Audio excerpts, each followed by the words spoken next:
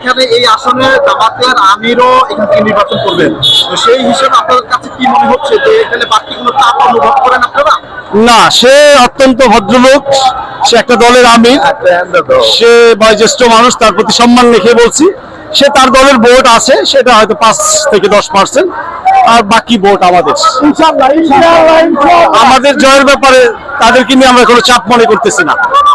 আগামী কালকে নিষিদ্ধ আওয়ামী লীগ তারা লকডাউন ডাকিয়েছে এবং বিভিন্ন জায়গায় তারা নাশকতার চেষ্টা করছে, এই ব্যাপারে আপনাদের বক্তব্য? সেইটা আমরা মানিও নেই, কখনো মানবো না। ফ্যাসিস্ট এই দেশে আমরা দেখবো কিনা সন্দেহ আছে।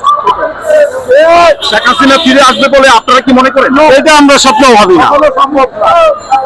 কিন্তু তারা যে জনগণের মনে একটা আতঙ্ক সৃষ্টি করছে, এই ব্যাপারে বিএনপি কি করতে পারে? মানে জনগণ সেইটা তাদের মন গড়া বিষয়, তারা করতেছে, এটা তাদের ব্যক্তিগত ব্যাপার। এটা নিয়ে বিএনপি আমরা চিন্তিত না। এই বিষয়ে বিএনপি এর ব্যাপারে মাঠে থাকতে পারে ইনশাল্লাহ। আমরা প্রয়োজন হলে থাকবো, তাদেরকে মোকাবেলা করার জন্য আমরা বিএনপিরই যথেষ্ট।